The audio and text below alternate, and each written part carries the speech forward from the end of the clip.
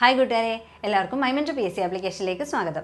അപ്പം ഇന്ന് നമ്മൾ പഠിക്കാൻ പോകുന്നത് നമ്മുടെ ഡിഗ്രി ലെവൽ പ്രിലിംസിലെ ഹിസ്റ്ററിക്കകത്ത് വരുന്ന മിഡീവൽ ഇന്ത്യ അല്ലെ മധ്യകാല ഇന്ത്യ എന്ന് പറയുന്ന ടോപ്പിക്കിനകത്ത് വരുന്ന കുറച്ച് ഇമ്പോർട്ടൻ്റ് ആയിട്ടുള്ള പോയിന്റ്സ് ആണ്. അപ്പോൾ ഈ ഒരു ടോപ്പിക്കിൻ്റെ കാര്യം പറയുമ്പോൾ തന്നെ നിങ്ങളുടെ മനസ്സിൽ വരുന്നത് ഒരു മാർക്കിന് വേണ്ടി ഇത്രയും വലിയ കാര്യങ്ങൾ അല്ലെ ഇത്രയും കൂടുതൽ കാര്യങ്ങൾ പഠിക്കുന്നത് ശരിക്കും നമുക്ക് നഷ്ടമാണ് അല്ലേ, നമ്മുടെ സമയം നഷ്ടമാണ്. അതേപോലെ തന്നെ എന്തൊക്കെ പറഞ്ഞാലും 1-2 മാർക്ക് മാക്സിമം അത്രയും നമുക്ക് കിട്ടുള്ളൂ. പക്ഷേ നമ്മൾ ജസ്റ്റ് ഏറ്റവും ഇമ്പോർട്ടൻ്റ് ആയിട്ടുള്ള പോയിന്റ്സ് മാത്രം ഒന്ന് പഠിച്ചു പോവുകയാണെങ്കിൽ ഒരു പക്ഷേ ഈ നമുക്ക് നഷ്ടപ്പെടുമെന്ന് നമ്മൾ വിചാരിക്കുന്ന 1 മാർക്കോ 2 മാർക്കോ നമുക്ക് ഈസി ആയിട്ട് സ്കോർ ചെയ്യാൻ പറ്റും. അപ്പോൾ അങ്ങനെയുള്ള കുറച്ച് ഇമ്പോർട്ടൻ്റ് ആയിട്ടുള്ള പോയിന്റ്സുമായിട്ടാണ് ഞാനിന്ന് വന്നിരിക്കുന്നത്. അപ്പോൾ ഈ ഒരു ടോപ്പിക്ക് നമ്മൾ കവർ ചെയ്യുന്നത് 2 ക്ലാസ്സിലായിട്ടായിരിക്കും. ഒന്ന് ഇന്നത്തെ ക്ലാസ്സും പിന്നെ മുഗൾ എംപയർസിനെ കുറിച്ച് വരുന്ന ഒരു ക്ലാസ്സും അതിൻ്റെ PYQ ക്വസ്റ്റൻ അതിനോടൊപ്പം തന്നെ ഡിസ്കസ് ചെയ്തുകൊണ്ട് ഈ ടോപ്പിക്ക് നമ്മൾ വൈൻഡ് അപ്പ് ചെയ്യും. അപ്പം വളരെ കുറച്ച് സമയം കൊണ്ട് ഏറ്റവും ഇമ്പോർട്ടൻ്റ് ആയിട്ടുള്ള കാര്യങ്ങൾ മാത്രം നോക്കിക്കൊണ്ട് നമുക്ക് ഈ ഒരു ടോപ്പിക്ക് കവർ ചെയ്യാം. ഓക്കെ, അപ്പോൾ നോക്കി, ഫസ്റ്റ് നമ്മൾ പഠിക്കാൻ പോകുന്നത് ഡൽഹി സുൽത്താനേറ്റിൻ്റെ കാര്യങ്ങളാണ്.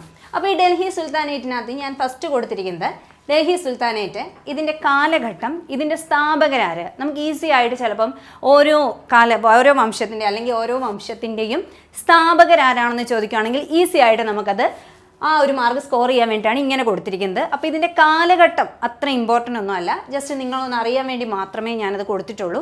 പക്ഷേ ഇതിൻ്റെ സ്ഥാപകർ വളരെ വളരെ വളരെ ഇമ്പോർട്ടൻ്റ് ആണ്. നോക്കിക്കേ, അപ്പോൾ നോക്കിയേ, ഡൽഹി സുൽത്താനേറ്റിലെ ആദ്യത്തെ വംശമാണ് അടിമ വംശം എന്ന് പറയുന്നത്. അപ്പോൾ അത് പറഞ്ഞു തുടങ്ങുന്നതിന് മുമ്പ് ഒരു കാര്യം പറയാം. ഒരു പ്രാവശ്യത്തെ PSCയുടെ ചോദ്യം എന്ന് പറഞ്ഞു കഴിഞ്ഞാൽ ഈ വംശങ്ങൾ ഓർഡർ അനുസരിച്ച് അറേഞ്ച് ചെയ്യാനായിരുന്നു. അപ്പം ഈ 5 എണ്ണം തന്നിട്ട് ആദ്യം തൊട്ട് അവസാനം വരെ ഏതൊക്കെ വംശങ്ങളാണ് ഡൽഹി സുൽത്താനേറ്റിനുണ്ടായിരുന്നത് എന്നുള്ളത് ഓർഡർ ചെയ്യാനായിട്ട് ഒരു ചോദ്യം PSC വന്നിട്ടുണ്ടായിരുന്നു. അപ്പോൾ ആ സിമ്പിൾ ചോദ്യമല്ലേ, നമുക്ക് ഈസി ആയിട്ട് 1 മാർക്ക് സ്കോർ ചെയ്യാൻ പറ്റുന്ന ഒരു ചോദ്യമായിരുന്നു.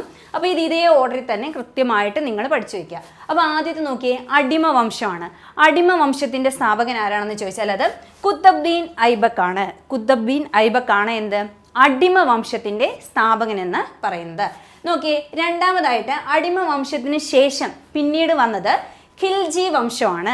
ഖിൽജി വംശമാണ്. അപ്പോൾ ആദ്യം അടിമ വംശമാണ്, രണ്ടാമത് ഖിൽജി വംശമാണ്. ഈ ഖിൽജി വംശത്തിൽ ജലാലുദ്ദീൻ ഖിൽജിയാണ് ഇതിൻ്റെ സ്ഥാപകനെന്ന് അറിയപ്പെടുന്നത്. ജലാലുദ്ദീൻ ഖിൽജിയാണ് എന്താ നമ്മുടെ ഖിൽജി വംശത്തിൻ്റെ സ്ഥാപകനെന്ന് പറയുന്നത്. 3 തുഗ്ലക് വംശമാണ് വന്നത്. തുഗ്ലക് വംശം വന്നത് ആരാണ് ഇത് സ്ഥാപിച്ചത്? ഗിയാസുദ്ദീൻ തുഗ്ലക്കാണ്. ഗിയാസുദ്ദീൻ തുഗ്ലക്കാണ്. അപ്പോൾ ഞാൻ സ്ഥാപകൻ ഇമ്പോർട്ടൻ്റ് ആയതുകൊണ്ടാണ് അത് തന്നെ പറഞ്ഞു തുടങ്ങിയത്. ഗിയാസുദ്ദീൻ തുഗ്ലക്കാണ് എന്ത്, തുഗ്ലക് വംശം സ്ഥാപിച്ചത്. സയ്യിദ് വംശം, തുഗ്ലക്കിന് ശേഷം അധികാരത്തിൽ വന്നാരാണ്? സെയ്ദ് വംശമാണ്. സെയ്ദ് വംശ സ്ഥാപകൻ എന്നറിയപ്പെടുന്നത് കിസ്സർ ഖാൻ സെയ്ദാണ്. കിസ്സർ ഖാൻ സെയ്ദാണ് സെയ്ദ് വംശം സ്ഥാപിച്ചത്. നോക്കിയേ, ലാസ്റ്റ് ലോധി വംശം. ലോധി വംശമാണ് അവസാന വംശം. അപ്പം ഡൽഹി സുൽത്താനേറ്റിലെ അവസാന ഭരണാധികാരികൾ എന്ന് പറയുന്നത് ആരാണ്? ലോധി വംശമാണ്. നോക്കിക്കേ, ആരാണ്? ബെഹ്ലുൽ ലോധിയാണ് ഇതിൻ്റെ സ്ഥാപകൻ എന്ന് പറയുന്നത്. ഇതിന് ശേഷമാണ് എന്ത് ചെയ്യുന്നത്? മുഗൾ സാമ്രാജ്യമൊക്കെ വരുന്നത്. അപ്പം നോക്കിക്കേ, അടിമ വംശം 1206 മുതൽ 1290 വരെ അധികാരത്തിലുണ്ടായിരുന്നത് അടിമ വംശമാണ്. കുത്തബ്ദീൻ ഐബക്കാണ് അതിൻ്റെ സ്ഥാപകൻ. ഖിൽജി വംശം വരുന്നത് 1290 മുതൽ 1320 വരെ ജലാലുദ്ദീൻ ഖിൽജിയാണ്. നോക്കിയേ, തുഗ്ലക് വംശമാണെങ്കിലോ 1320 മുതൽ 1413 വരെ തുഗ്ലക് വംശമാണ്. ആര്? ഗിയാസുദ്ദീൻ തുഗ്ലക് ആണ്. അടുത്തത് സയ്യിദ് വംശം 1414 മുതൽ 1451 വരെ കിസ്സർ ഖാൻ സ്ഥാപിച്ച സയ്യിദ് വംശമാണ് അധികാരത്തിലുണ്ടായിരുന്നത്. ലോധി വംശം 1451 മുതൽ 1526 വരെ ആര്? ബെഹ്ലുൽ ലോധിയാണ് ഇതിൻ്റെ സ്ഥാപകൻ എന്ന് പറയുന്നത്. അപ്പോൾ ഈ പേരുകൾ ഇപ്പം നിങ്ങൾക്ക് കേൾക്കുമ്പം കൺഫ്യൂഷൻ വരത്തില്ലെങ്കിലും ഇവരെ പോലെ സിമിലർ ആയിട്ടുള്ള പേരുകൾ അല്ലെങ്കിൽ നമുക്ക് മാറിപ്പോകുന്ന പേരിലുള്ള ഭരണാധികാരികളാണ് ഇതിൻ്റെ ഓരോ ഇതിലും ഉള്ളത്. അപ്പം അന്നേരം നമുക്ക് മാറിപ്പോകാതിരിക്കാൻ വേണ്ടിയിട്ടാണ് സ്ഥാപകരെ ഇത്ര കൃത്യമായിട്ട് തന്നെ നമ്മൾ ആദ്യമേ പഠിച്ചു പോകുന്നത്. ഓപ്ഷൻ കാണുമ്പോൾ നമുക്ക് മാറിപ്പോകാതിരിക്കാൻ. നോക്കിക്കേ, അപ്പം നമ്മൾ ആദ്യം പഠിക്കുന്നത് അടിമ വംശമാണ്. അടിമ വംശം 1206 മുതൽ 1290 വരെയാണ്. നോക്കിക്കേ, ഇതിനകത്തിലെ എല്ലാ ഭരണാധികാരികളെയും കുറിച്ച് നമ്മൾ അറിയേണ്ട കാര്യമില്ല. ഏറ്റവും ഇമ്പോർട്ടൻ്റ് ആയിട്ടുള്ള കുറച്ച് ഭരണാധികാരികളെ കുറിച്ചുള്ള പോയിന്റ്സ് നമുക്ക് നോക്കാം. ആദ്യം സ്ഥാപകനായ കുത്തബ്ദീൻ ഐബക്ക്. കുത്തബ്ദീൻ ഐബക്ക് നോക്കിക്കേ, ഇദ്ദേഹത്തിനൊരു വിശേഷണമുണ്ട്. ഈ ഒരു സ്ലൈഡ് ഞാൻ കൊടുത്തിരിക്കുന്നത് ഇവരുടെ വിശേഷണങ്ങളാണ്. അപ്പം ലാഗ് ബക്ഷ് എന്നറിയപ്പെടുന്ന ഭരണാധികാരിയാണ് ആര്? കുത്തബ്ദീൻ ഐബക്ക് എന്ന് പറയുന്നത്. ലാഗ് ബക്ഷ്, ലക്ഷങ്ങൾ കൊടുക്കുന്നവൻ എന്നർത്ഥം വരുന്ന ലാഗ് ബക്ഷ് എന്ന് വിശേഷണമുള്ള ഭരണാധികാരി ആരാണ്? കുത്തബ്ദീൻ ഐബക്കാണ്. ഇനി നോക്കി, രണ്ടാമത്തെ പ്രധാനപ്പെട്ട ഒരു ഭരണാധികാരിയാണ് ഇൽത്തുമിഷ്. ഇൽത്തുമിഷ് ഇതുമായിട്ട് ബന്ധപ്പെട്ടൊരു ചോദ്യം വന്നു കഴിഞ്ഞാൽ ഇവരൊക്കെ ഓപ്ഷനിലുണ്ടാവും. അപ്പം ഇൽത്തുമിഷിന് കുറേ വിശേഷണങ്ങളുണ്ട്. എന്തൊക്കെയാണ്? ലഫ്റ്റനന്റ് ഓഫ് ഖലീഫ, അടിമയുടെ അടിമ, ദൈവഭൂമിയുടെ സംരക്ഷകൻ, ഭഗവത് ദാസന്മാരുടെ സഹായി. ഈ 4 വിശേഷണങ്ങളുള്ളത് ആർക്കാണ്? ഇൽത്തുമിഷിനാണ്. അപ്പം ലഫ്റ്റനന്റ് ഓഫ് ഖലീഫ, അടിമകളുടെ അടിമ, ഇനി ദൈവഭൂമിയുടെ സംരക്ഷകൻ, ഭഗവത് ദാസന്മാരുടെ സഹായി. ഈ 4 വിശേഷണങ്ങളുള്ള ഭരണാധികാരി ആരാണ്? ഇൽത്തുമിഷാണ്. നോക്കിക്കേ, അടുത്ത ഒരു പ്രധാനപ്പെട്ട ഭരണാധികാരിയാണ് റസിയ സുൽത്താന. നമ്മൾ ചരിത്രത്തിലൊക്കെ ഹിസ്റ്ററിയിലൊക്കെ പണ്ട് ഒത്തിരി പഠിച്ചിട്ടുള്ളതാണ്. അടുത്തതാരാണ്? ഗിയാസുദ്ദീൻ ബാൽബനാണ്. ഇദ്ദേഹത്തിൻ്റെ വിശേഷണം എന്തൊക്കെയാണെന്ന് ചോദിച്ചു കഴിഞ്ഞാൽ, ഡൽഹി സിംഹാസനത്തിലെ ഉരുക്കു മനുഷ്യൻ എന്നറിയപ്പെടുന്ന ഭരണാധികാരി ആരാണ്? ബാൽബനാണ്. ഇനി നോക്കിയേ, ഉല്ലു ഖാൻ എന്ന് വിശേഷിപ്പിക്കപ്പെട്ടിട്ടുണ്ട്. ദൈവത്തിൻ്റെ പ്രതിപുരുഷൻ എന്നറിയപ്പെടുന്നു ആരാണ്? നമ്മുടെ ഗിയാസുദ്ദീൻ ബാൽബനാണെന്ന് ഓർത്തിരിക്കുക. ഗിയാസുദ്ദീൻ ബാൽബനാണ് എന്തെന്ന് പറയുന്നത്? ഡൽഹി സിംഹാസനത്തിലെ ഉരുക്കു മനുഷ്യനെന്നും ഉല്ലു ഖാൻ എന്നും ദൈവത്തിൻ്റെ പ്രതിപുരുഷനെന്നും അറിയപ്പെടുന്നത് ബാൽബനാണെന്ന് ഓർത്തിരിക്കുക. ഇനി നോക്കിക്കേ, ഓരോ ഭരണാധികാരികളുടെ കാലത്ത് വന്നിട്ടുള്ള പ്രത്യേകം ഏറ്റവും ഇമ്പോർട്ടൻ്റ് ആയിട്ടുള്ള കുറച്ച് കാര്യങ്ങൾ നമുക്ക് ഞാൻ നോക്കി പോവാം. ഖുത്ബുദ്ദീൻ ഐബക്ക് അടിമ വംശ സ്ഥാപകനാണ്. ആദ്യത്തെ മുസ്ലിം രാജവംശമാണ് ഏതെന്ന് പറയുന്നത്? അടിമ വംശം എന്ന് പറയുന്നത്. ഇത് സ്ഥാപിച്ചത് ആരാണ്? ഖുത്ബുദ്ദീൻ ഐബക്കാണ്.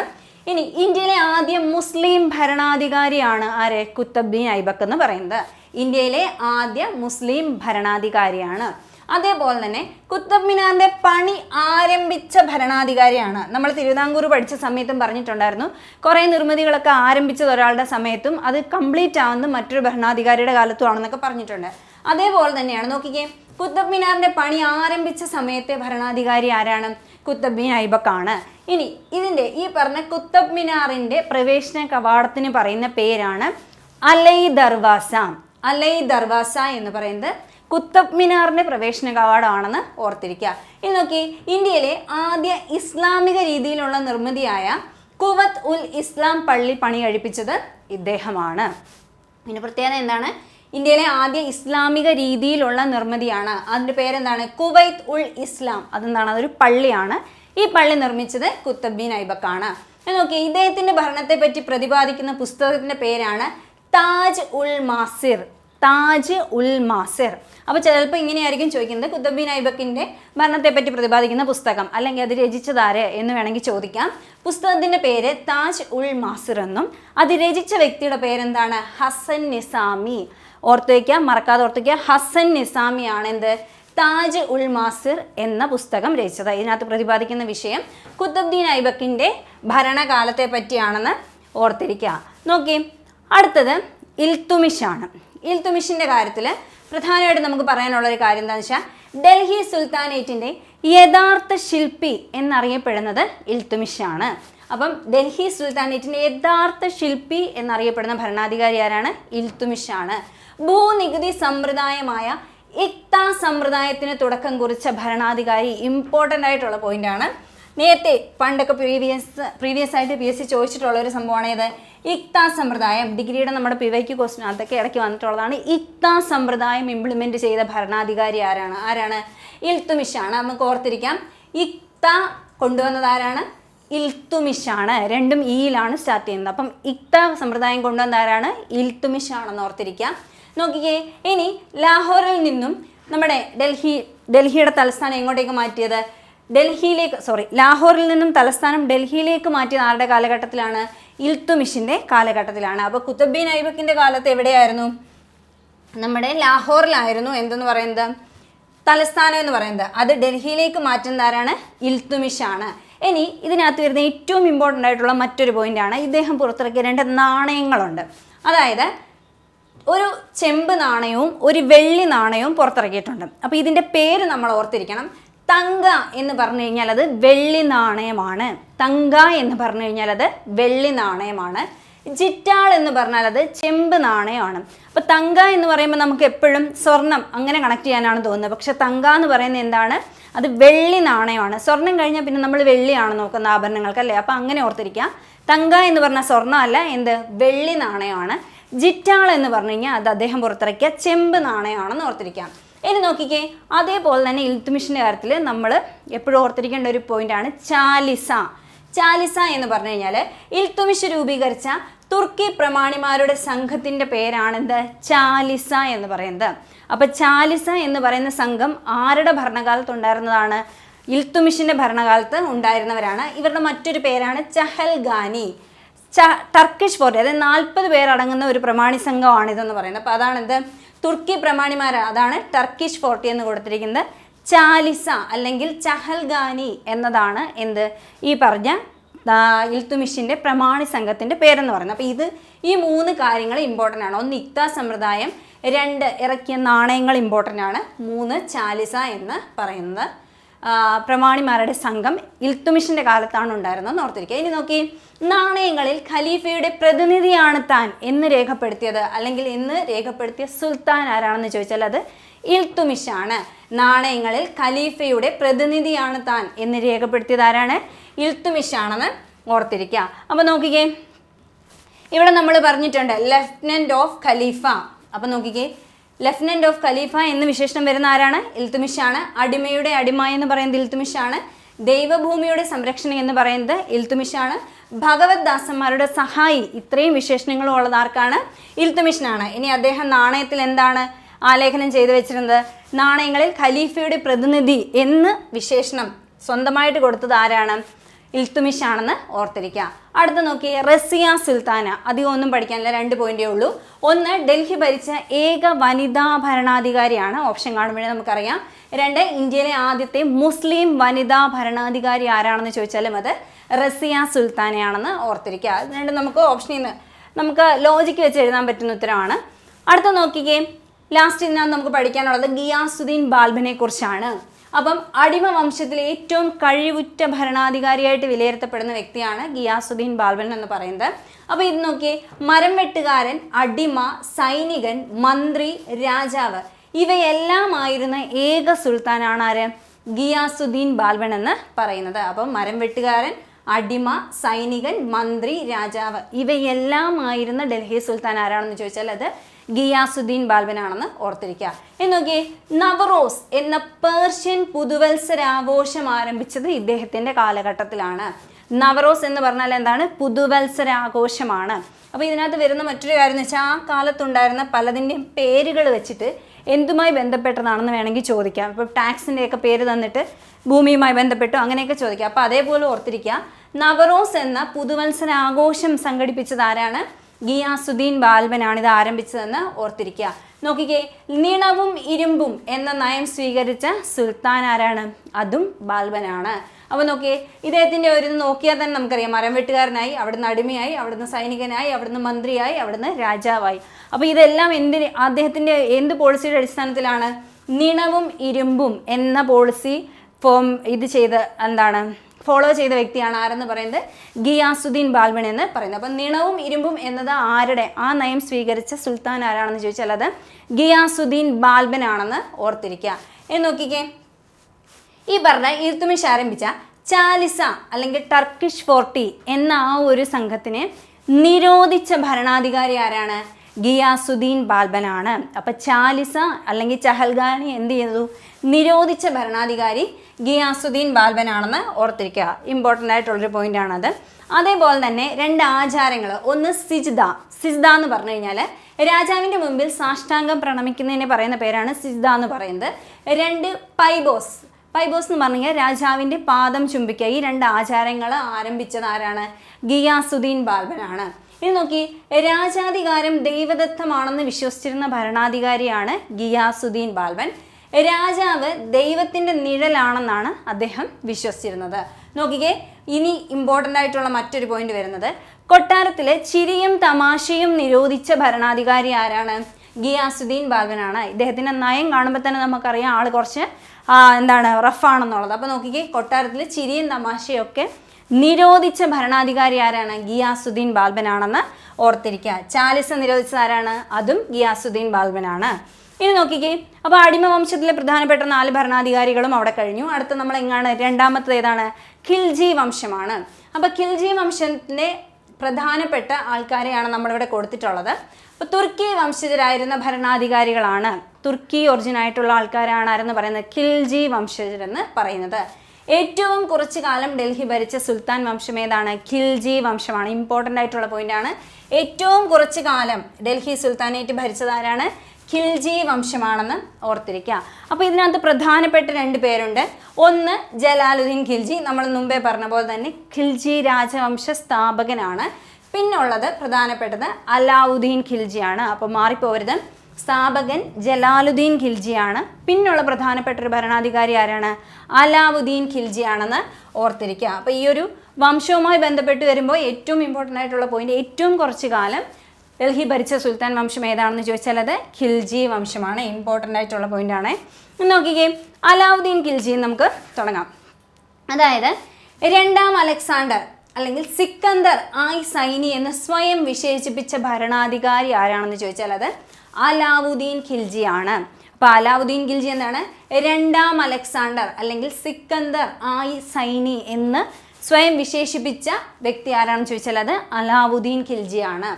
മുസ്ലിം ഇന്ത്യയുടെ സമുദ്രഗുപ്തൻ എന്നറിയപ്പെടുന്ന ഭരണാധികാരി അലാവുദ്ദീൻ ഖിൽജിയാണ്. നോക്കിയേ, മദ്യവും ലഹരി പദാർത്ഥങ്ങളും നിരോധിച്ച ഭരണാധികാരിയാണ്. മദ്യവും ലഹരി പദാർത്ഥങ്ങളും നിരോധിച്ച ഭരണാധികാരി ആരാണ്? അലാവുദ്ദീൻ ഖിൽജിയാണ്.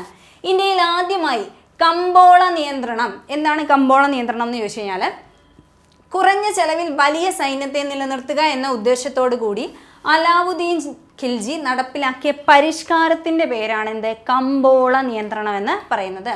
അപ്പം കമ്പോള നിയന്ത്രണം ആരാണ് കൊണ്ടുവന്നത്? അലാവുദ്ദീൻ ഖിൽജിയാണെന്ന് ഓർത്തിരിക്കുക. മദ്യവും ലഹരിയും നിരോധിച്ച ഭരണാധികാരി ആരാണ്? അലാവുദ്ദീൻ ഖിൽജിയാണ്. ഇത് നോക്കിക്കേ, ഇദ്ദേഹം കുറച്ച് വകുപ്പുകളും കുറച്ച് ഉദ്യോഗസ്ഥരെയൊക്കെ നിയമിച്ചിട്ടുണ്ട് ഓരോ പർപ്പസിന് വേണ്ടിയിട്ട്. അപ്പോൾ അതെന്താണെന്ന് നമുക്ക് ജസ്റ്റ് ഒന്ന് നോക്കി വെച്ചേക്കാം.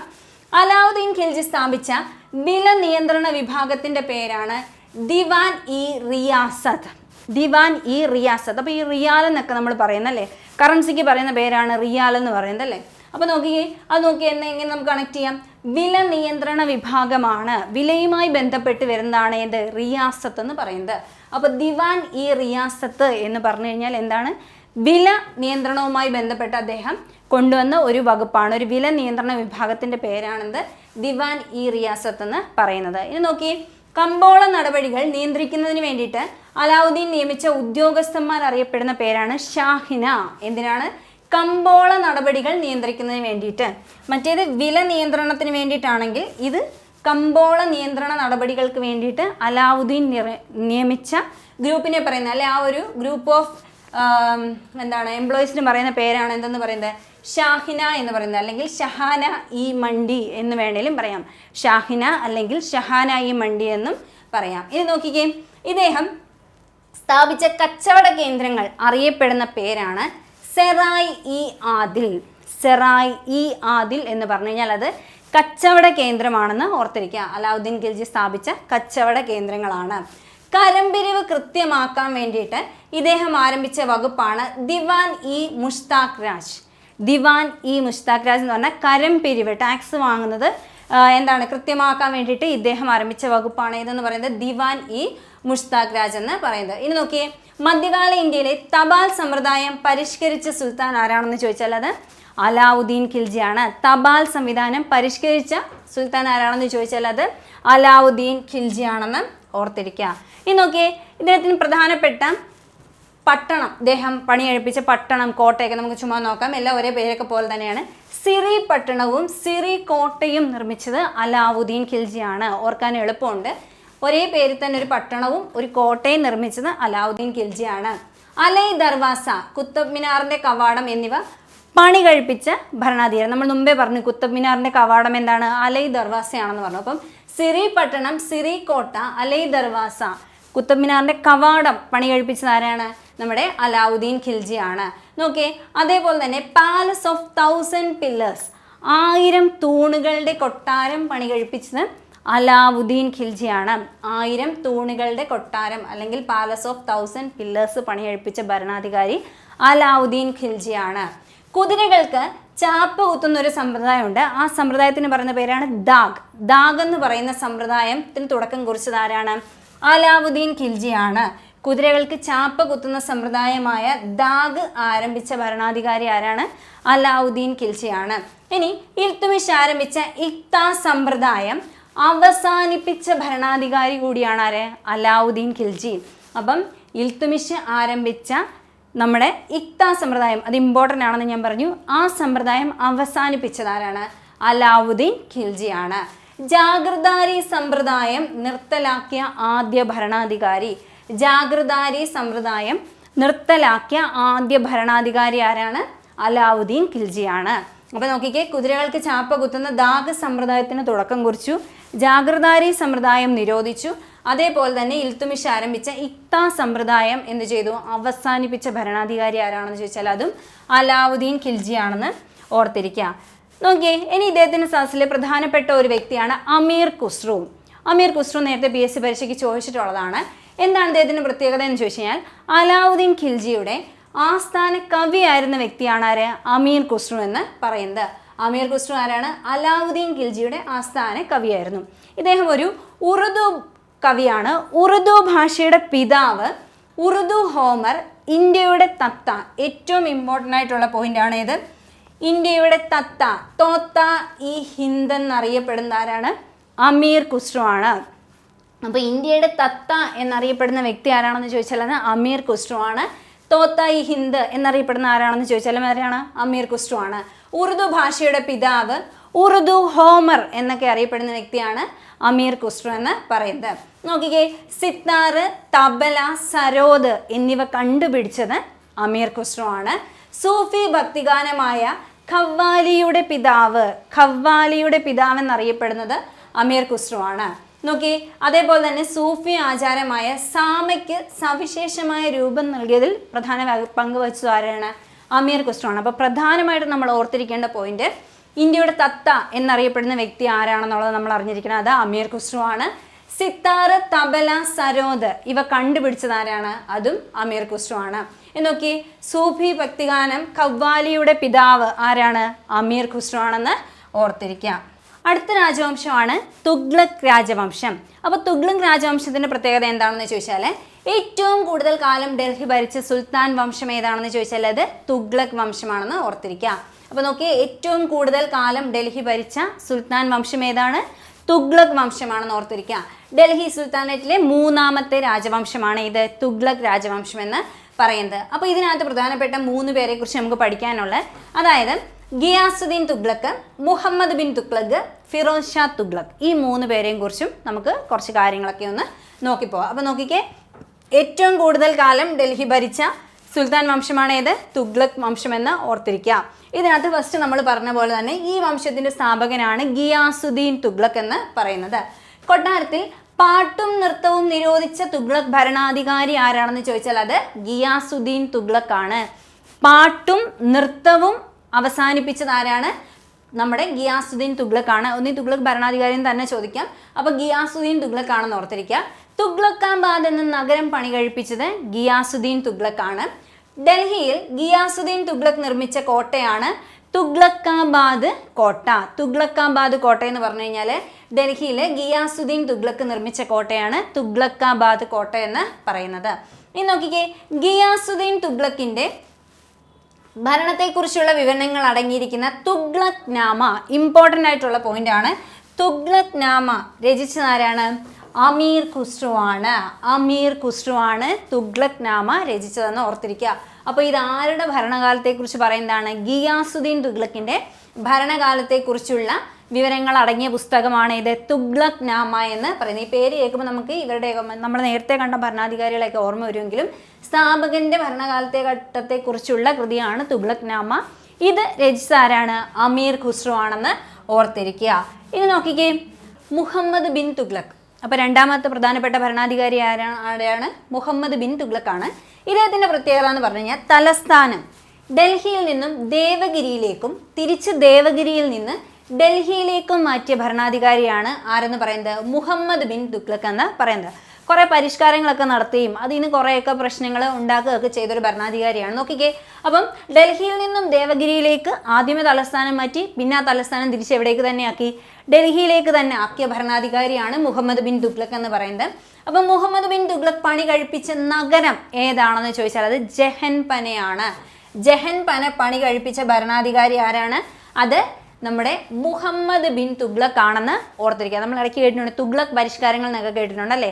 ചില പരിഷ്കാരങ്ങളൊക്കെ നടത്തി അത് എന്ത് ചെയ്യും, ഫ്ലോപ്പായി കഴിയുമ്പോൾ വീണ്ടും തിരിച്ചതിനെ മാറ്റം വരുത്തും. അപ്പം നോക്കി, അങ്ങനെ ഉണ്ടായിരുന്ന ഒരു പരിഷ്കാരമാണ് എന്ത്, ഡൽഹിയിൽ നിന്ന് തലസ്ഥാനം മാറ്റി ദേവഗിരിയിലേക്ക് ആക്കുകയും പിന്നെ ദേവഗിരിയിൽ നിന്ന് തിരിച്ച് ഡൽഹിയിലേക്ക് കൊണ്ടുവരികയൊക്കെ ചെയ്ത ഭരണാധികാരിയാണ് ആര്, മുഹമ്മദ് ബിൻ തുഗ്ലക് എന്ന് പറയുന്നത്. ഇനി മുഹമ്മദ് ബിൻ തുഗ്ലക് പണി കഴിപ്പിച്ച നഗരം ഏതാണെന്ന് ചോദിച്ചാൽ അത് ജഹൻപനയാണെന്ന് ഓർത്തിരിക്കുക. ഇദ്ദേഹം രൂപം കൊടുത്ത കൃഷി വകുപ്പിന്റെ പേരാണ് ദിവാൻ ഇ കോഹി. ദിവാൻ ഇ കോഹി എന്ന് പറയുന്നത് കൃഷി വകുപ്പാണെന്ന് ഓർത്തിരിക്കുക. അപ്പോൾ ഇത് ചിലപ്പോൾ ഇങ്ങനെയായിരിക്കും, മാസ്റ്റർ ഫോളോയിങ് പോലെ നമ്മൾ നേരത്തെ പഠിച്ചല്ലോ, കുറച്ച് സമ്പ്രദായങ്ങളും കുറച്ച് വകുപ്പുകളും ആൾക്കാരെയൊക്കെ. അപ്പോൾ ഇതെല്ലാം ചിലപ്പോൾ മാസ്റ്റർ ഫോളോയിങ് ആയിട്ട് തരുവാണെങ്കിൽ ഈ പറയുന്ന ദിവാൻ ഇ കോഹി എന്ന് പറയുന്നത് കൃഷി വകുപ്പുമായി ബന്ധപ്പെട്ടതാണെന്ന് ഓർത്തിരിക്കുക. നോക്കിക്കേ, ഇന്ത്യയിൽ ആദ്യമായി ടോക്കൺ കറൻസി സമ്പ്രദായം നടപ്പിലാക്കിയ ഭരണാധികാരി ആരാണ്, മുഹമ്മദ് ബിൻ തുഗ്ലക് ആണ്. ടോക്കൺ കറൻസി സമ്പ്രദായം മുഹമ്മദ് ബിൻ തുഗ്ലക്കുമായിട്ട് ബന്ധപ്പെട്ടിരിക്കുന്നുവെന്ന് ഓർത്തിരിക്കുക. അതേപോലെ തന്നെ സ്വർണ്ണ നാണയങ്ങൾക്ക് പകരം ചെമ്പ് നാണയങ്ങൾ പ്രചരിപ്പിച്ച ഭരണാധികാരി ആരാണ്, അതും മുഹമ്മദ് ബിൻ തുഗ്ലക് ആണ്. അപ്പൊ സ്വർണ്ണ നാണയങ്ങൾക്ക് പകരം ചെമ്പ് നാണയങ്ങൾ പ്രചരിപ്പിച്ച ഭരണാധികാരി ആരാണെന്ന് ചോദിച്ചാൽ അത് മുഹമ്മദ് ബിൻ തുഗ്ലക് ആണെന്ന് ഓർത്തിരിക്കുക. അപ്പൊ കൃഷി വകുപ്പിന്റെ പേരെന്താണ്, ദിവാൻ ഇ കോഹി. ദിവാൻ ഇ കോഹി എന്ന കൃഷി വകുപ്പ് സ്ഥാപിച്ച തുഗ്ലക് ഭരണാധികാരി മുഹമ്മദ് ബിൻ തുഗ്ലക് ആണെന്ന് ഓർത്തിരിക്കുക. ഇനി നോക്കിക്കേ, നാണയ നിർമ്മിതികളുടെ രാജകുമാരൻ എന്നറിയപ്പെടുന്നു. നാണയ നിർമ്മിതികളുടെ രാജകുമാരൻ എന്നറിയപ്പെടുന്ന ആരാണ്, മുഹമ്മദ് ബിൻ തുഗ്ലക് ആണ്. അതേപോലെ തന്നെ സോൻദാർ എന്ന പേരിൽ കാർഷിക ലോൺ ആദ്യമായി കൊണ്ടുവന്ന ആരാണ്, മുഹമ്മദ് ബിൻ തുഗ്ലക് ആണ്. അപ്പോൾ ടോക്കൺ കറൻസി സമ്പ്രദായം കൊണ്ടുവന്നു, സ്വർണ്ണ നാണയങ്ങൾ മാറ്റി അവിടെ ചെമ്പ് പ്രചരിപ്പിച്ചു. അതേപോലെ തന്നെ എന്തുകൊണ്ടു, നമ്മൾ സോൻദാർ എന്ന പേരിൽ കാർഷിക ലോൺ ആദ്യമായി കൊണ്ടുവരുന്ന ആരാണ്, മുഹമ്മദ് ബിൻ തുഗ്ലക് ആണെന്ന് ഓർത്തിരിക്കുക. ഇനി നോക്കിക്കേ, അടുത്ത പ്രധാനപ്പെട്ട ഒരു ഭരണാധികാരിയാണ് ഫിറോസ് ഷാ തുഗ്ലക്. ഏറ്റവും കൂടുതൽ കാലം ഭരിച്ച തുഗ്ലക് സുൽത്താൻ ആരാണെന്ന് ചോദിച്ചാൽ അത് ഫിറോസ് ഷാ തുഗ്ലക് ആണെന്ന് ഓർത്തിരിക്കുക. ഏറ്റവും കൂടുതൽ കാലം ഈ ഒരു വംശത്തിൽ അല്ലെങ്കിൽ ഈ ഒരു ഡൈനാസ്റ്റിയിൽ ഏറ്റവും കൂടുതൽ കാലം ഭരിച്ച തുഗ്ലക് ഭരണാധികാരി ആരാണ്, ഫിറോസ് ഷാ തുഗ്ലക് ആണെന്ന് ഓർത്തിരിക്കുക. നോക്കിയേ, സർക്കാർ നിർമ്മിച്ച കനാലുകളിൽ നിന്നും കൃഷി ആവശ്യങ്ങൾക്ക് വെള്ളം എടുക്കുന്നതിന് ജലനികുതി, അതിന് പറയുന്ന പേരാണ് ഹക് ഇ ഷരാബ്. ഹക് ഇ ഷരാബ് എന്ന് പറഞ്ഞു കഴിഞ്ഞാൽ ജലനികുതിയാണ്.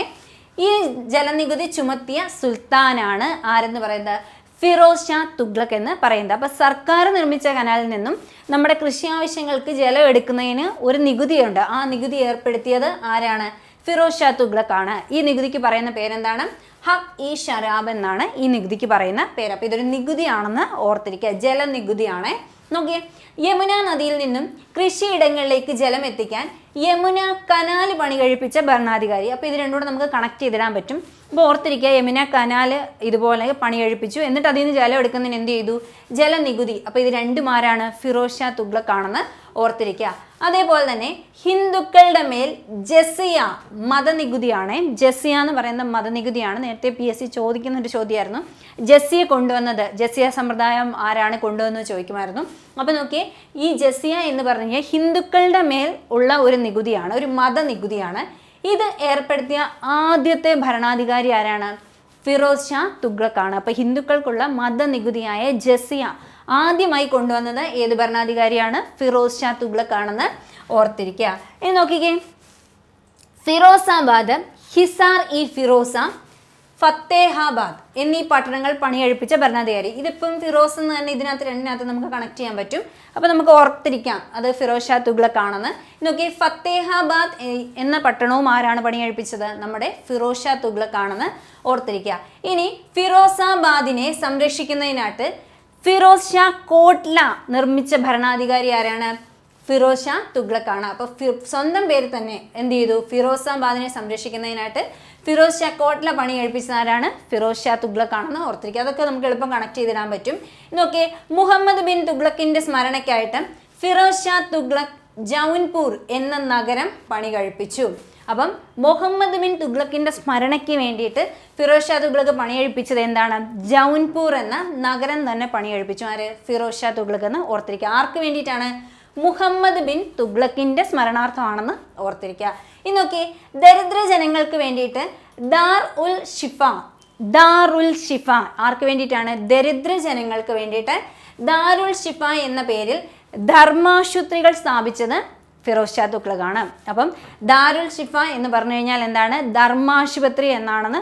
ആർക്ക് വേണ്ടിയിട്ട്? നമ്മുടെ ദരിദ്രരായിട്ടുള്ള ആൾക്കാർക്ക് വേണ്ടിയിട്ട് ധർമാശുപത്രികൾ സ്ഥാപിച്ച ആരാണ്? ഫിറോസ് ഷാ തുഗ്ലക്കാണെന്ന് ഓർത്തിരിക്കുക. ഇനി നോക്കിയേ, അടിമകൾക്ക് വേണ്ടി ഫിറോസ് ഷാ തുഗ്ലക്ക് ആരംഭിച്ച വകുപ്പാണ് ദിവാൻ ഇ ബന്ദ്ഗൻ. ദിവാൻ ഇ ബന്ദ്ഗൻ. അപ്പൊ നമുക്ക് ജസ്റ്റ് കണക്ട് ഇടാം. ബന്ദ് എന്ന് പറഞ്ഞാൽ ബന്ദികളാക്കുക എന്ന് പറയാം അല്ലേ? അപ്പൊ അടിമകൾ എന്ന് പറഞ്ഞു കഴിഞ്ഞാൽ എന്താണ്? പൊതുവെ ബന്ദികളാക്കപ്പെട്ടവരെ പോലെയാണ്. അപ്പൊ അങ്ങനെ കണക്ട് ചെയ്തിടുക. അടിമകൾക്ക് വേണ്ടിയിട്ടും ഫിറോസ് ഷാ തുഗ്ലക്ക് ആരംഭിച്ച വകുപ്പിന്റെ പേരെന്താണെന്ന് ചോദിച്ചാൽ ദിവാൻ ഇ ബന്ദ്ഗൻ ആണെന്ന് ഓർത്തിരിക്കുക. നോക്കിയേ, അതേപോലെ തന്നെ ദരിദ്രരായ മുസ്ലിം പെൺകുട്ടികളെ വിവാഹം കഴിപ്പിച്ചയക്കുന്നതിനായിട്ട് ഇദ്ദേഹം ആരംഭിച്ച വകുപ്പാണ് ദിവാൻ ഇ ഖയറാത്ത്. ദിവാൻ ഇ ഖയറാത്ത്. ഖയറാത്ത് എന്ന് പറഞ്ഞു കഴിഞ്ഞാൽ നമ്മൾ ദരിദ്രരായിട്ടുള്ള മുസ്ലിം പെൺകുട്ടികളുടെ വിവാഹം നടത്തുന്നതിന് വേണ്ടിയിട്ട്, അവരെ വിവാഹം കഴിപ്പിച്ചയക്കുന്നതിന് വേണ്ടിയിട്ട് ഇദ്ദേഹം ആരംഭിച്ച വകുപ്പ് എന്താണ്? ഖയറാത്ത് ആണെന്ന് ഓർത്തിരിക്കുക. ദിവാൻ ഇ എന്ന് പറയുന്നത് എല്ലാത്തിനകത്തും കോമൺ ആയിട്ട് വരുന്നത്. അപ്പം ദിവാൻ ഇ ഖൈറാത്ത് എന്ന് പറഞ്ഞു കഴിഞ്ഞാൽ വിവാഹ ആവശ്യവുമായി ബന്ധപ്പെട്ട് അദ്ദേഹം രൂപം കൊടുത്ത വകുപ്പാണെന്ന് ഓർത്തിരിക്കുക. നോക്കിക്കേ, ഇദ്ദേഹത്തിനൊരു ആത്മകഥയുണ്ട്. അതായത് ഫത്ഹത്ത് ഇ ഫിറോസ് ഷാഹി. ഫത്ഹത്ത് ഇ ഫിറോസ് ഷാഹി എന്നത് ഇദ്ദേഹത്തിൻ്റെ തന്നെ ആത്മകഥയാണ്. എന്ന ആത്മകഥ, അപ്പോൾ ഇദ്ദേഹത്തിൻ്റെ ആത്മകഥയുടെ പേരെന്താണ്? ഫത്ഹത്ത് ഇ ഫിറോസ് ഷാഹി. അപ്പോൾ ഈ ഫിറോസ് എന്ന് കാണുമ്പോൾ തന്നെ നമുക്ക് ഇദ്ദേഹവുമായി ബന്ധപ്പെട്ടതാണെന്ന് അങ്ങനെ കണക്ട് ചെയ്തിടാൻ പറ്റും. അപ്പോൾ ഇദ്ദേഹത്തിൻ്റെ ആത്മകഥയുടെ പേര് കൂടി ജസ്റ്റ് ഒന്ന് നോക്കി വെച്ചിരിക്കുക. ഇനി നോക്കി, ഫിറോസ് ഷാ തുഗ്ലക്കിൻ്റെ ഭരണകാലത്ത് എഴുതപ്പെട്ട ഡൽഹി സുൽത്താക്കന്മാരുടെ ചരിത്രം വിവരിക്കുന്ന ഗ്രന്ഥം ഏതാണെന്ന് ചോദിച്ചാൽ അത് താരിഖ് ഇ ഫിറോസ് ഷാഹി ആണ്. താരിഖ് ഇ ഫിറോസ് ഷാഹി. അപ്പോൾ നോക്കിയേ, ഇത് മാറിപ്പോകരുത്. ഫത്ഹത്ത് ഇ ഫിറോസ് ഷാഹി എന്ന് പറഞ്ഞാൽ ആത്മകഥയും, എന്നാൽ ഇദ്ദേഹത്തിൻ്റെ കാലഘട്ടത്തിൽ ഡൽഹി സുൽത്താൻമാരുടെ ചരിത്രം വിവരിക്കുന്ന പുസ്തകത്തിൻ്റെ പേരെന്താണെന്ന് ചോദിച്ചാൽ അത് താരിഖ് ഇ ഫിറോസ് ഷാഹി ആണെന്ന്. രണ്ട് പേര് തമ്മിൽ മാറിപ്പോകരുത്.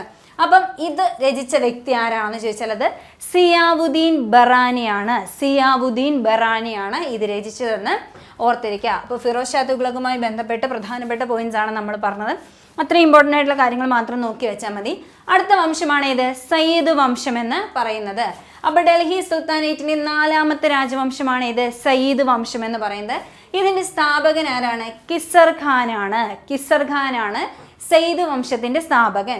ഇപ്പം ഈ വംശത്തിന് പ്രത്യേകതയുള്ള 2 ഉണ്ട്. എന്തൊക്കെയാണെന്ന് ചോദിച്ചാൽ സുൽത്താൻ എന്ന സ്ഥാനപ്പേര് സ്വീകരിക്കാത്ത രാജവംശം ഏതാണെന്ന് ചോദിച്ചാൽ അത് സയ്യിദ് വംശമാണ്. സുൽത്താൻ എന്ന സ്ഥാനപ്പേര് സ്വീകരിക്കാത്ത രാജവംശം ഏതാണ്? അത് സയ്യിദ് വംശമാണ്. നാണയങ്ങളിൽ പേര് മുദ്രണം ചെയ്യാത്ത രാജവംശം ഏതാണെന്ന് ചോദിച്ചാൽ അതും സയ്യിദ് വംശമാണ്. അപ്പോൾ 2 കാര്യങ്ങളുണ്ട്. ഒന്ന്, സുൽത്താൻ എന്ന സ്ഥാനപ്പേര് സ്വീകരിക്കത്തില്ല. നാണയത്തിനകത്ത് അവരെന്ത് ചെയ്യത്തില്ല? പേര് മുദ്രണം ചെയ്യത്തില്ല. ഈ 2 പ്രത്യേകത ഉണ്ടായിരുന്ന വംശം ഏതാണ്?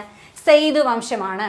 ഇനി ഏറ്റവും കൂടുതൽ കാലം ഭരിച്ച സയ്യിദ് ഭരണാധികാരി ആരാണെന്ന് ചോദിച്ചാൽ അത് മുബാറക് ഷായാണ്. സ്ഥാപകൻ കിസർ ഖാനാണ്, പക്ഷെ ഏറ്റവും കൂടുതൽ കാലം ഭരിച്ചത് ആരാണ്? മുബാറക് ഷായാണെന്ന് ഓർത്തിരിക്കുക. അപ്പോൾ ഇവരുടെ ഈ ഒരു വംശത്തിൻ്റെ തന്നെ പ്രത്യേകത എന്തൊക്കെയാണ്? ഒരിക്കലും സുൽത്താൻ എന്ന സ്ഥാനപ്പേര് സ്വീകരിക്കത്തില്ല. അതേപോലെ തന്നെ നാണയത്തിൽ അവർ പേര് മുദ്രണം ചെയ്യാറില്ല. ഈ പ്രത്യേകതയുള്ള വംശം ഏതാണ്? സയ്യിദ് വംശമാണ്. നോക്കിയേ, അപ്പോൾ അത്രയാണ് നമുക്ക് അതിനകത്ത് ഇമ്പോർട്ടൻ്റ് ആയിട്ട് നോക്കാനുള്ളത്. ഇനിയുള്ളത് ലാസ്റ്റ് വംശമായതാണ് ലോധി വംശമാണ്. ഡൽഹി സുൽത്താനേറ്റിലെ അവസാന രാജവംശമാണ് ലോധി രാജവംശം. അപ്പോൾ ഉറപ്പായിട്ടും ആ ഓർഡർ നിങ്ങൾ കാണാതെ പഠിക്കണം. അപ്പം ലോധി വംശത്തിലാണിത് അവസാനിക്കുന്നതെന്ന് ഓർത്തിരിക്കാം. ഇന്ത്യ ഭരിച്ച ആദ്യ അഫ്ഗാൻ വംശമാണ് ഏതെന്ന് പറയുന്നത്? ലോധി വംശം എന്ന് പറയുന്നത്. ഇന്ത്യ ഭരിച്ച ആദ്യ അഫ്ഗാൻ വംശം ഏതാണെന്ന് ചോദിച്ചാൽ അത് ലോധി വംശമാണെന്ന് ഓർത്തിരിക്കുക. ലോധി വംശ സ്ഥാപകൻ ആരാണ്? ബഹലുൽ ലോധിയാണ്. ബഹലുൽ ലോധിയാണ് ലോധി വംശം സ്ഥാപിച്ചത്. ഡൽഹി സുൽത്താനേറ്റിൽ ഏറ്റവും കൂടുതൽ കാലം ഭരിച്ച സുൽത്താൻ ആരാണ്? ബഹലുൽ ലോധിയാണ്. ഡൽഹി സുൽത്താനേറ്റിൽ ഏറ്റവും കൂടുതൽ കാലം ഭരിച്ച ഭരണാധികാരി ആരാണ്? ബഹലുൽ ലോധിയാണ്. നോക്കിയേ, ലോധി വംശത്തിലെ പ്രശസ്തനായ ഭരണാധികാരി ആരാണെന്ന് ചോദിച്ചാൽ അത് സിക്കന്ദർ ലോധിയാണ്. ഏറ്റവും ലാസ്റ്റിലെ വംശമായ ലോധി വംശത്തിലെ ഏറ്റവും പ്രശസ്തനായ ഭരണാധികാരി സിക്കന്ദർ ലോധിയാണ്. തലസ്ഥാനം ഡൽഹിയിൽ നിന്നും ആഗ്രയിലേക്ക് മാറ്റിയത് ആരാണ്? സിക്കന്ദർ ലോധിയാണ്. തലസ്ഥാനം ഡൽഹിയിൽ നിന്നും ആഗ്രയിലേക്ക് മാറ്റിയത് ആരാണ്? സിക്കന്ദർ ലോധിയാണെന്ന് ഓർത്തിരിക്കുക. ഇനി നോക്കിക്കേ, ആഗ്ര പട്ടണത്തിന്റെ ശില്പി എന്നറിയപ്പെടുന്നത് ആരാണ്? സിക്കന്ദർ ലോധിയാണ്. അപ്പോൾ അദ്ദേഹവുമായി ബന്ധപ്പെട്ട് 2-3 പോയിന്റ് നമുക്ക് പഠിക്കാനുണ്ട്. അപ്പോൾ ആഗ്ര പട്ടണത്തിന് ശില്പി എന്നറിയപ്പെടുന്നത് സിക്കന്ദർ ലോധിയാണ്. എന്ന് നോക്കിക്കേ, ഗുൽറുഖി എന്ന തൂലികാ നാമത്തിൽ പേർഷ്യൻ കൃതികൾ എഴുതിയ ഭരണാധികാരി ആരാണെന്ന് ചോദിച്ചാൽ അത് സിക്കന്ദർ ലോധിയാണ്. അപ്പോൾ ആ പേര് ജസ്റ്റ് നിങ്ങളൊന്ന് ഓർത്ത് വയ്ക്കുക. ഗുൽറുഖി എന്ന തൂലികാ നാമത്തിൽ അറിയപ്പെട്ട ഭരണാധികാരി ആരാണ്, അല്ലെ കൃതികൾ രചിച്ച ഭരണാധികാരി ആരാണെന്ന് ചോദിച്ചാൽ അത് സിക്കന്ദർ ലോധിയാണെന്ന് ഓർത്തിരിക്കുക. ഇബ്രാഹിം ലോധിയെ 1526 ഒന്നാം പാനിപ്പത്ത് യുദ്ധത്തിൽ ആര് പരാജയപ്പെടുത്തുന്നു? ബാബർ പരാജയപ്പെടുത്തുന്നതോടുകൂടി എന്ത് ചെയ്യുന്നു? ഈ വംശം അല്ലെങ്കിൽ ഈ ഒരു കാറ്റഗറി ഇവിടെ അവസാനിക്കുന്നു. പിന്നീട് എന്ത് ചെയ്യുന്നു? മുഗൾ സാമ്രാജ്യം ആരംഭിക്കുകയാണ് ചെയ്യുന്നത്. ഓക്കെ, അപ്പം ഇബ്രാഹിം ലോധിയാണ് എന്ത് ചെയ്ത അവസാനമായിട്ടുള്ള നമ്മുടെ ലോധി വംശത്തിലെ ഭരണാധികാരി. ഇദ്ദേഹത്തെ ബാബർ പരാജയപ്പെടുത്തുന്നതോടുകൂടി ഈ വംശത്തിന് അവസാനം ആവുകയാണ്. അപ്പം ഇത്രയാണ് നമുക്ക് ലോധി വംശങ്ങളുമായി ബന്ധപ്പെട്ട് പഠിക്കാനുള്ളത്. എന്നാൽ ഇതിൻ്റെ കൂടെ എക്സ്ട്രാ ആയിട്ട് നമുക്ക് കുറച്ച് കാര്യങ്ങൾ, ഇത്രയും കാര്യങ്ങളും കൂടി ഒന്ന് നോക്കി വച്ചേക്കാം. നമുക്ക് ചിലപ്പോൾ മാച്ച് ദ ഫോളോയിങ് ആയിട്ട് വന്നു കഴിഞ്ഞാൽ എഴുതാനായിട്ട്. അതായത് സുൽത്താനേറ്റ് കാലത്തെ കേന്ദ്ര ഭരണത്തിലെ പ്രധാന ഉദ്യോഗസ്ഥരും അവരുടെ ചുമതലകളും എന്തൊക്കെയാണെന്നാണ് ഇതിനകത്ത് പറയുന്നത്. അപ്പോൾ വസീർ എന്ന് പറഞ്ഞു കഴിഞ്ഞാൽ ധനകാര്യവുമായി ബന്ധപ്പെട്ട ഉദ്യോഗസ്ഥനെ എന്താ വിളിക്കുന്നത്? വസീർ എന്ന് വിളിക്കുന്നത്. അപ്പോൾ വസീർ എന്ന് പറഞ്ഞാൽ ധനകാര്യവുമായി ബന്ധപ്പെട്ടതാണെന്ന് ഓർത്തിരിക്കാം. മമാലിക് എന്ന് പറഞ്ഞാൽ സൈനിക മേഖലയിലെ ഉദ്യോഗസ്ഥനെ വിളിക്കുന്ന പേരാണ് എന്ത്? ഈ പറഞ്ഞ മമാലിക് എന്ന് പറയുന്നത്. മുഖ്യ സദർ എന്ന് പറഞ്ഞാൽ നീതിന്യായവുമായി ബന്ധപ്പെട്ട ആൾക്കാരാണ്. ദിവാൻ ഇ ഇൻഷ എന്ന് പറഞ്ഞു കഴിഞ്ഞാൽ രാജകീയ കത്തിടപാടുകളുമായി ബന്ധപ്പെട്ട ഉദ്യോഗസ്ഥരുടെ പേരാണെന്ത്? ദിവാൻ ഇ ഇൻഷ എന്ന് പറയുന്നത്. അപ്പോൾ വസീർ ആണെങ്കിൽ ധനകാര്യവും, മമാലിക് ആണെങ്കിൽ സൈനികവും, മുഖ്യ സദർ ആണെങ്കിൽ നീതിന്യായവും, ദിവാൻ ഇ ഇൻഷ ആണെങ്കിൽ രാജകീയ കത്തിടപാടുകാരുമാണ്, അല്ലെങ്കിൽ അതുമായി ബന്ധപ്പെട്ടതാണെന്ന് ഓർത്തിരിക്കുക. അപ്പോൾ ഇത്രയാണ് നമുക്ക് ഈ ഒരു കാറ്റഗറിയിൽ പഠിക്കാനുള്ള ഏറ്റവും ഇമ്പോർട്ടൻ്റ് ആയിട്ടുള്ള പോയിന്റ്. എക്സ്ട്രാ പഠിക്കാനാണെങ്കിൽ ഒരുപാട് കാര്യങ്ങളുണ്ട്. ഏറ്റവും ഇമ്പോർട്ടൻ്റ് ആയിട്ടുള്ള കാര്യങ്ങൾ മാത്രമേ ഞാൻ ഉൾപ്പെടുത്തിയിട്ടുള്ളൂ. അപ്പോൾ അടുത്ത ക്ലാസ്സിൽ നമുക്ക് മുഗൾ സാമ്രാജ്യവുമായി ബന്ധപ്പെടുന്ന ഇതുപോലത്തെ ഏറ്റവും ഇമ്പോർട്ടൻ്റ് ആയിട്ടുള്ള കാര്യങ്ങൾ അല്ലെങ്കിൽ പോയിന്റ്സ് മാത്രം ചേർത്ത് PYQ ഒക്കെ ഡിസ്കസ് ചെയ്തുകൊണ്ട് അടുത്തൊരു ക്ലാസ്സോടുകൂടി ഈ ഒരു ടോപ്പിക്ക് നമുക്ക് വൈൻഡപ്പ് ചെയ്യാം. Thank you.